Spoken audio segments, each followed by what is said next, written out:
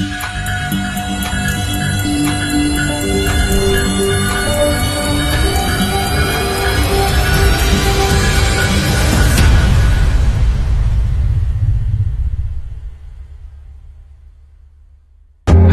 everyone. I am Mr. James, representative from Group 2, Grade 9 Maka-Tao from the Plebeian College. We are assigned to spread awareness about the climate change, its negative and positive impacts, and what we are going to do to combat the climate change.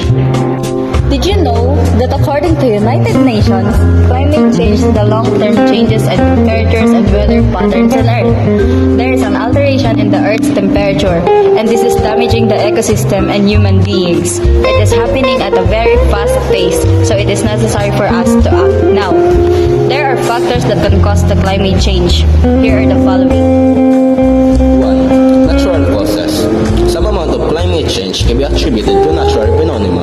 Over the course of Earth's existence, volcanic eruptions, fluctuations in solar radiation, tectonic shift, and even small changes in our orbit have all had observable effects on planetary warming and cooling patterns. 2. Human causes. Scientists agree that human activity is the primary driver of what we're seeing now worldwide. This type of climate change is sometimes referred to anthropogenic, which is just a way of saying caused by human beings.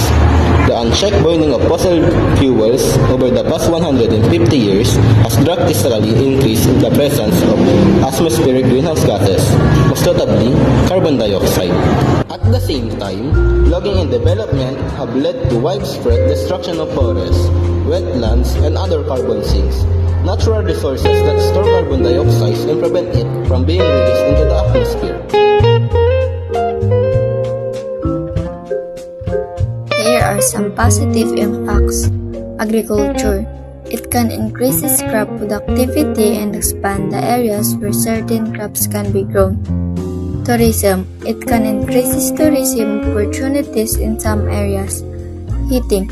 It can reduce the need for heating in some areas. Plankton biomass. It can increase plankton biomass in some parts of the ocean. And here are some negative impacts. Sea level rise. Melting glaciers and ice sheets from rising temperatures cause sea levels to rise, threatening coastal communities with flooding and erosion. Ocean acidification. Increased CO2 absorption by the oceans leads to a more acidic environment, harming marine life, particularly coral reefs. Biodiversity loss. Shifting climate patterns can disrupt ecosystems, leading to species extinction and changes in animal migration patterns. Agricultural impacts. Drought and extreme weather events can significantly affect crop yields and food security in many regions. Water scarcity. Changing precipitation patterns can lead to water shortages in already water-stressed areas. Soil degradation. Increased erosion and changes in precipitation patterns can lead to soil degradation and reduced fertility. Forest decline. Rising temperatures and altered precipitation patterns can stress forests, increasing the risk of wildfires. Impact on human health. Extreme heat events can lead to heat stroke and other health complications, particularly for vulnerable populations. Overall, we all see the positive and negative impacts of climate change exist.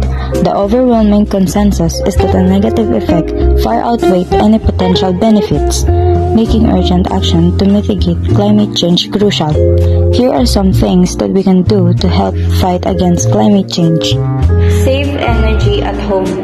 Much of our electricity and heat are powered by coal, oil, and gas. Use less energy by reducing your heating and cooling use. Switch to LED bulbs and energy-efficient electric appliances. Change your home source of energy. Ask your utility company if your home energy comes from oil, coal, or gas. If possible, see if you can switch to renewable sources such as wind or solar, or install solar panels on your roof to generate energy from your home. Walk, bike, or take public transport. The world's roadways are clogged with vehicles, most of them burning diesels or gasoline. Walking or riding a bike instead of driving will reduce greenhouse gas emissions and help your health and fitness. For longer distances, consider taking a train or bus and carpool whenever possible. Switch to an electric vehicle. If you plan to buy a car, consider going electric. With more and cheaper models coming on the market in many countries, electric cars help reduce air pollution and cause significantly fewer greenhouse gas emissions than gas or diesel-powered vehicles. Reduce, reuse, repair, and recycle. Electronics, clothes, plastics, and other items we can buy cause carbon emissions at each point in production. From extraction of raw materials to manufacturing and transporting goods to market. To protect the climate, buy fewer things, shop second-hand, and repair what you can. Eat more vegetables. Eating more vegetables, fruits, whole grains, legumes, nuts, and seeds, and less meat and dairy can significantly lower your environmental impact. Reducing plant-based foods generally results in fewer greenhouse gas emissions and requires less energy, land, and water. Throw away less food. When you throw food away, you're also wasting the resources and energy that were used to grow, produce, package, and transport it. And when food arrives in a landfill, it produces methane, a powerful greenhouse gas. So purchase only what you need. Use what you buy and compost any leftover. Clean up your environment. Humans, animals, and plants will suffer from blood and water, contaminated by improperly discarded garbage. Use what you need, and when you have to throw something out, dispose of it properly. Educate others to do the same, and participate in local cleanup. Plant a tree. The more trees, the more clean oxygen to breathe, and filtering put our carbon dioxide on the air. We need to be aware of what is happening to our planet. We need to wake up. This is now or never. Be the change. Be the climate change warrior.